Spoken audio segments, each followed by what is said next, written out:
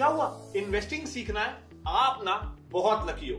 कुछ साल पहले जब मैंने इन्वेस्टिंग शुरू की थी ना, तो मेरे पास बस बुक्स और मैगजीन्स होती थी, लेकिन आप इस तरह के वीडियोस से सीख सकते हो। Welcome to our new series learn with Upstox.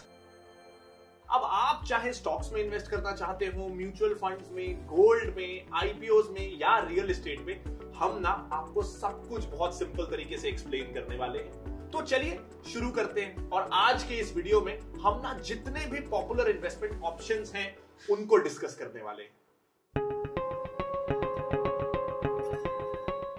किसी ने सच ही कहा है, wealth is not built by saving, it is built by compounding. अक्सर हम लोग सोचते हैं कि काश अपने सेविंग्स अकाउंट में या कैश के रूप में कुछ बचत कर लेते हैं जो बुरे वक्त में या रिटायरमेंट में काम आएगी, लेकिन हम लोग ये अक्सर भूल जाते हैं कि पैसों को कैश के फॉर्म में सेव करने से ना उनकी वैल्यू कम हो जाती है। ये इन्फ्लेशन की वजह से होता है, जब चीजों के दाम महंगे हो जाते हैं। इसको ऐसे समझिए कि 2002 में जो चीजें आपको 1000 रुपए के अंदर खरीद सकते थे, क्या वही चीज आप आज उसी प्राइस में खरीद सकते हैं? क्या नहीं ना। इसलिए हमको पैसों को इन्वेस्ट करने की जरूरत है, ताकि हम रिटायरमेंट के लिए रेडी हो सके और अपने फ्यूचर गोल्स को पूरा कर सके। अगर आपको यह ऑप्शन दिया जाए कि या तो आप अभी के अभी 10 लाख ले लो या फिर 1 पैसा ले लो जो हर दिन डबल होगा टिल 31 डेज, अब बताइए आप कौन सा चूज करेंगे? हमने ना बचपन में 2 टाइप के इंटरेस्ट कैलकुलेशन पढ़े थे। एक था सिंपल इंटरेस्ट और एक कंपाउंड इंटरेस्ट। सिंपल इंटरेस्ट समझने में भी और फॉर्मूला नोट करने में भी काफी इजी होता था, और वहीं कंपाउंड इंटरेस्ट काफी डिफिकल्ट। पर हमेशा से जो चीजें डिफिकल्ट लगती हैं वही चीजें एंड में अच्छा रिजल्ट देती हैं।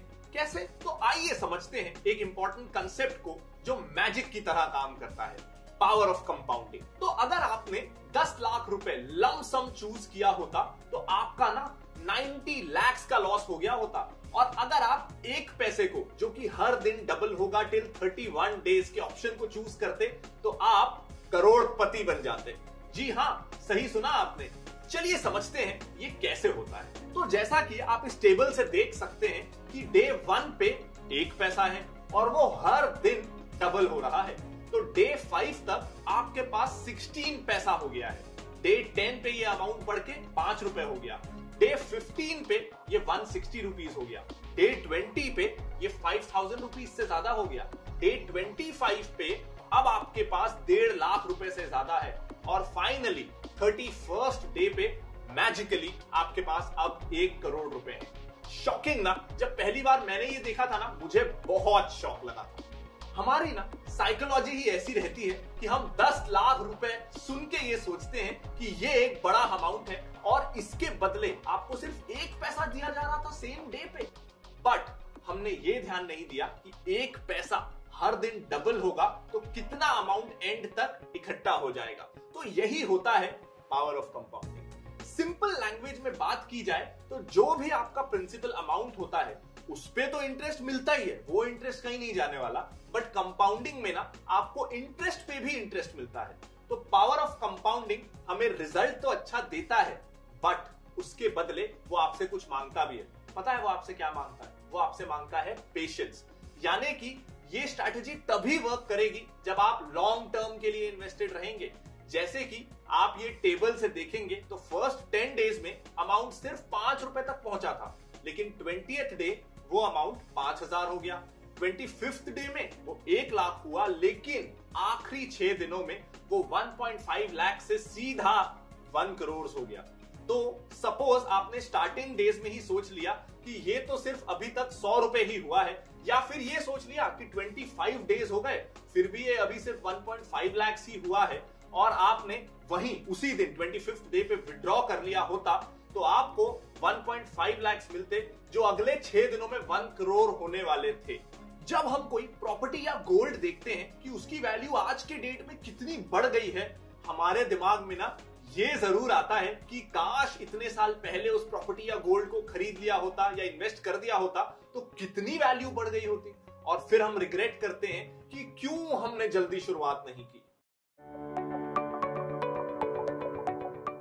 हम अपना पैसा फिक्स डिपॉजिट में पार्क कर देते हैं और सोचते हैं कि हम काफी पैसा कमा रहे हैं, लेकिन ऐसा सच में होता नहीं है। एफडी में तभी इन्वेस्ट कीजिए जब आप कोई रिस्क नहीं लेना चाहते हो, लेकिन फिर आप ये उम्मीद मत कीजिएगा कि ये आपको रिटायरमेंट रेडी बना देगा, क्योंकि बैंक आपको ना आजकल 5-6% का रिटर्न देता है एफडी पे। अब उतना तो इन्फ्लेशन हो जाता है। तो इससे ना एक चीज तो समझ में आ जाती है कि एफडी आपको लंबे समय में कोई खास रिटर्न देने वाला नहीं है। दूसरा, अगर आप अपनी एफडी को मैच्योर होने से पहले रिडीम कर लेते हैं ना, तो पेनल्टी के रूप में आपका जो भी कमाया हुआ इंटरेस्ट होता है वो भी चले जाता है। यानी अगर मेरी 12,000 रुपए की एफडी अगले 5 साल में मैच्योर होने पर मुझे 16,000 रुपए देने वाली थी, और अगर मैंने उसे 3 साल में ही रिडीम कर लिया तो मुझे मेरे 12,000 रुपए ही वापस मिलेंगे, ना कि उस पे कमाया हुआ कोई इंटरेस्ट। तो अब आइए देखते हैं अगले एसेट क्लास गोल्ड की तरफ और जानते हैं कि वो कैसे बाकी एसेट क्लासेस से थोड़ा सा अलग है। तो क्या आपको पता है कि दुनिया का ना 11 से 12% गोल्ड इंडियन विमेन के पास है, लेकिन क्या ये सही इन्वेस्टमेंट ऑप्शन है? क्या सच में हमें इसे इन्वेस्टमेंट जैसे सोचना चाहिए? तो क्या गोल्ड ज्वेलरी खरीदना एकमात्र ऑप्शन है गोल्ड में इन्वेस्ट करने का? आइए जानते हैं। गोल्ड पहनते टाइम आपको कितनी चीजों का ध्यान रखना पड़ता है। उसके गिर जाने का, चोरी हो जाने का डर ना हमेशा बना रहता है। दूसरा, आपको उस पर मेकिंग चार्जेस यहां तक कि 3% जीएसटी भी देना पड़ जाता है, जिससे गोल्ड खरीदते टाइम ना काफी महंगा हो जाता है। तीसरा, आप इसको छोटी क्वांटिटी में नहीं खरीद सकते, यानी कि आप इसको 100 रुपए या 200 रुपए में नहीं खरीद सकते।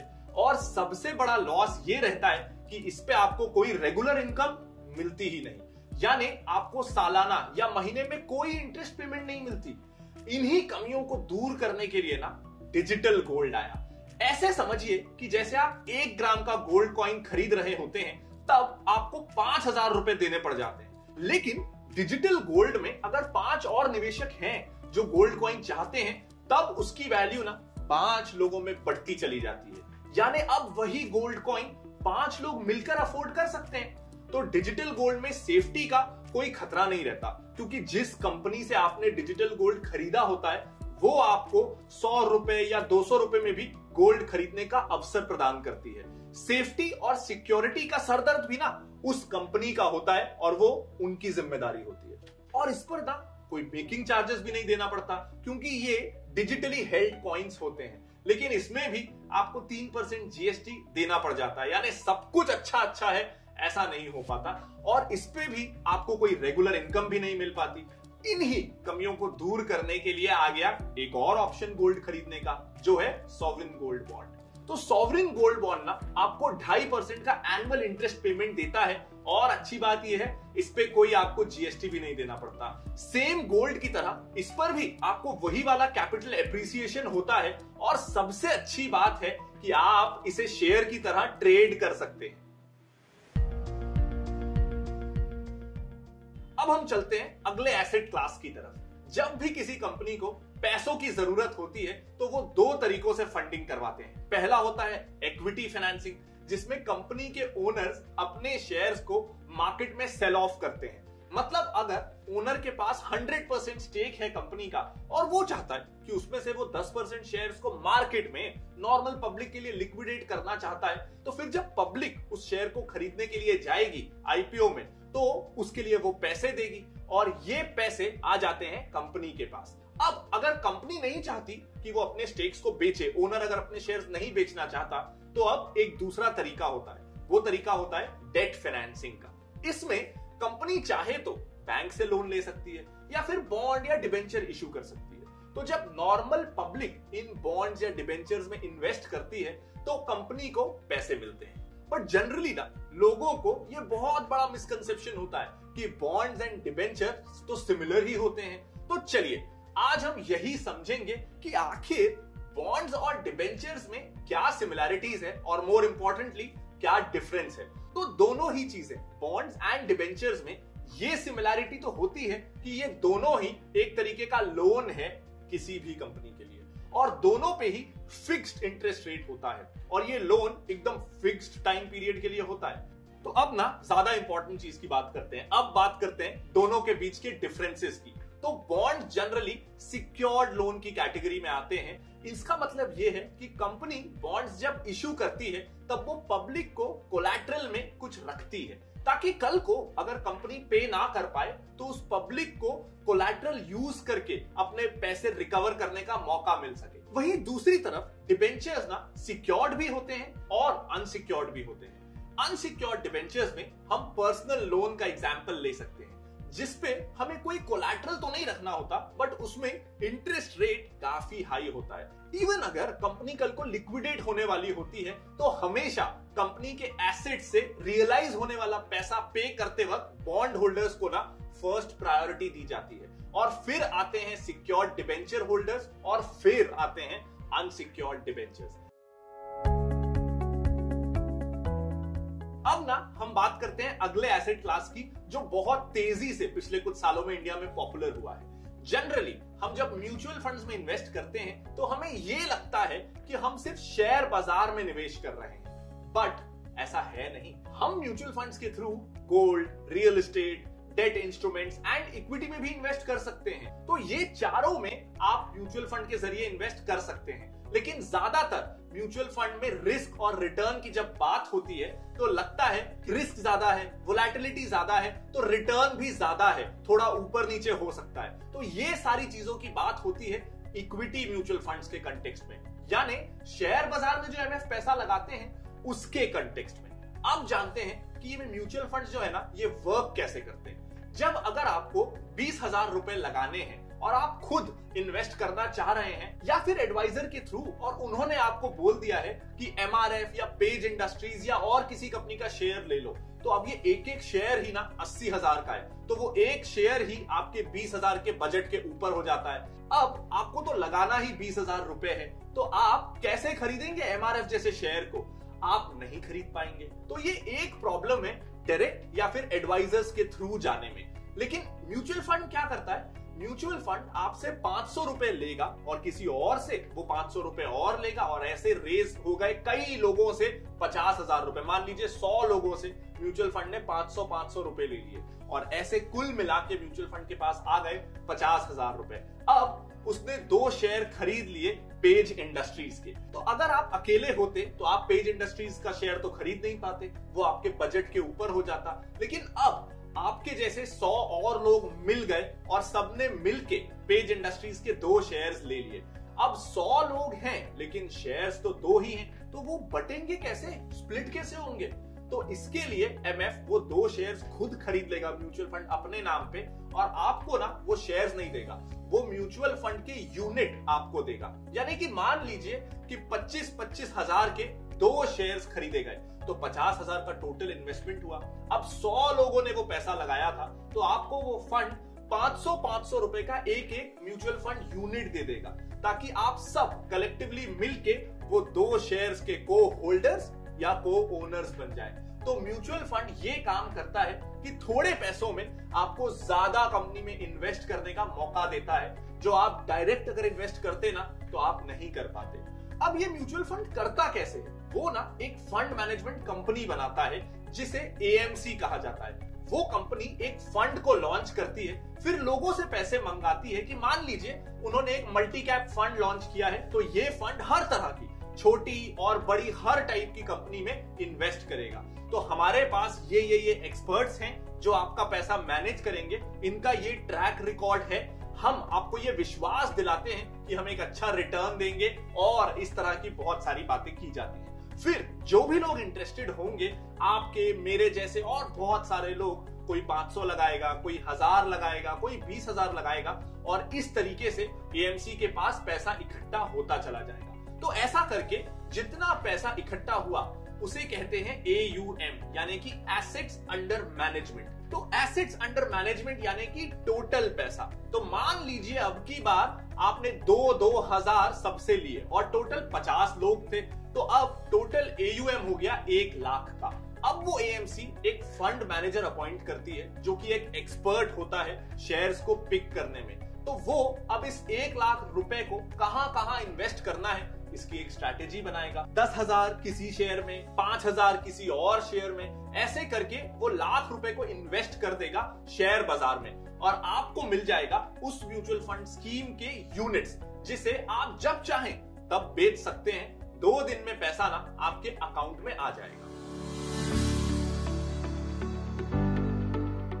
अब जैसा कि हमने म्यूचुअल फंड के कंसेप्ट के बारे में समझा, जिसमें बहुत सारे लोग एक म्यूचुअल फंड कंपनी को पैसा देते हैं और फिर फंड मैनेजर उसे अलग अलग कंपनीज में एलोकेट करता है, तो यहां तो रिस्क डाइवर्सिफाई हो जाता है।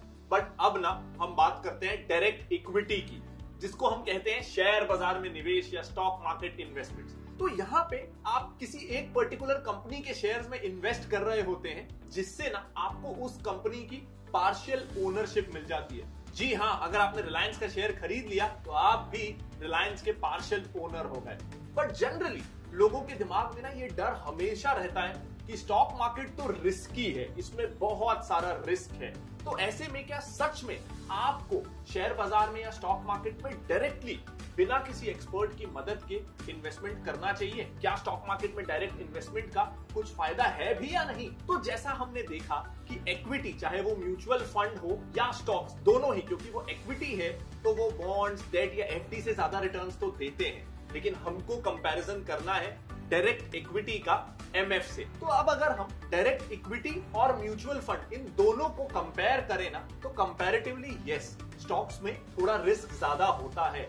बट वहीं अगर आप शेयर चूज करते हैं तो रिटर्न्स भी उतने ही अच्छे होते हैं जैसा आपने शेयर चूज किया है उसके हिसाब से। यहाँ पे ना रिटर्न्स आपके हाथ में होते हैं। इवन स्टॉक्स में आपको एमएफ से ज्यादा कई बार लिक्विडिटी भी मिल सकती है, क्योंकि अगर आपके मान लीजिए म्यूचुअल फंड में 20 स्टॉक्स हैं, जिसमें से आप किसी 2 स्टॉक में इन्वेस्ट नहीं करना चाहते, तो स्टॉक्स में आपके पास ये ऑप्शन है कि आप उन 2 स्टॉक्स को मत खरीदो। अगर आप म्यूचुअल फंड में इन्वेस्ट कर रहे हैं तो फंड मैनेजर ने आपका पैसा जिस स्टॉक्स में लगा दिया, अब हो सकता है उसने 10 स्टॉक्स पे पैसा लगाया जिसमें से 2 आपको पसंद नहीं है, तो आप कुछ नहीं कर सकते। आपको वो 10 स्टॉक्स में ही आपका पैसा लगा है और वही आपकी किस्मत है। बट वहीं अगर आप जब डायरेक्टली स्टॉक्स में इन्वेस्ट कर रहे हैं, तो कब किस शेयर से निकलना है, कब पूरा बाजार से ही निकल जाना है, कब किस शेयर में पैसा लगाना है, ये टाइमिंग पूरे आपके हाथ में होती है। तो डेफिनेटली रिस्क ज्यादा है क्योंकि डिसीजंस आप ले रहे हैं, लेकिन अगर आपको नॉलेज अच्छी है तो रिटर्न्स भी ज्यादा मिल सकते हैं। कंडीशन ये है कि आपको नॉलेज होनी चाहिए।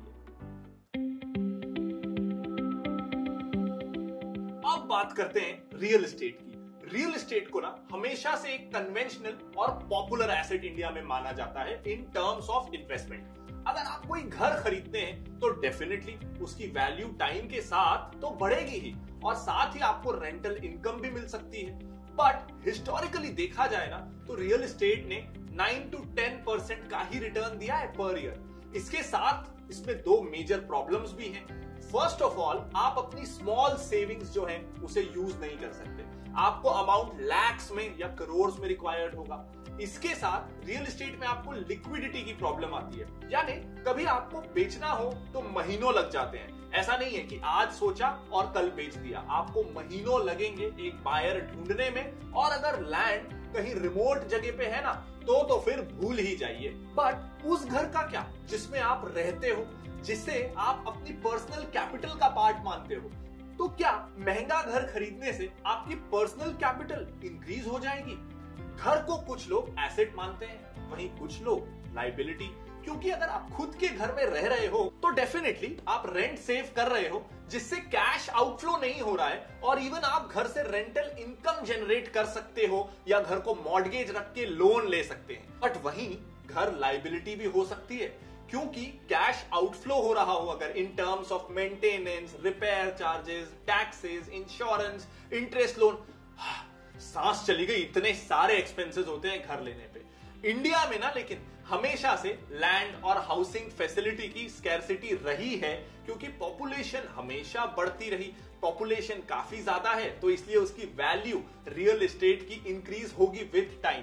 बट आज की डेट में जब आप रियल एस्टेट बाय करते हो, वो बहुत सी एमिनिटीज के साथ आता है, जैसे कि क्लब, गार्डन, पूल, ये जो आजकल वर्ल्ड कॉलोनीज हैं उनमें। तो इसका ये मतलब है कि आप सिर्फ घर नहीं ले रहे हो, आप एक एक्सपीरियंस बाय कर रहे हो। अब आपका घर लैंड बिल्डिंग से काफी अलग हो जाता है, क्योंकि आप तो ये एक्सपीरियंस बाय कर रहे हो। तो ये जो एक्सपीरियंस आप बाय कर रहे हो अपने रियल एस्टेट इन्वेस्टमेंट के साथ, वो इन्वेस्टमेंट नहीं है, वो एक्सपेंडिचर है। तो जितना ज्यादा आप एमिनिटीज ऐड करते जाओगे उतना एक्सपेंसिव आपका घर होगा और इनडायरेक्टली आपका मंथली एक्सपेंस ना बढ़ता चला जाएगा। तो ऐसे केस में आप जो घर में रह रहे हो वो एक ट्रू एसेट है ऐसा हम नहीं कह सकते, वो इन्वेस्टमेंट नहीं है। तो आई होप कि ये बेसिक्स ऑफ इन्वेस्टिंग वाली वीडियो आपको पसंद आई होगी। अगर हाँ तो इस वीडियो को लाइक जरूर कर दीजिएगा और अपने दोस्तों के साथ शेयर करना बिल्कुल मत भूलिएगा। कोई अगर डाउट है तो आप कमेंट करके उसे पूछ भी सकते हैं। साथ ही आप इस चैनल को सब्सक्राइब कर लीजिएगा ताकि अपस्टॉक्स की तरफ से इस तरह की और नॉलेजेबल वीडियोस का नोटिफिकेशन आपको मिलता रहे। Thank you.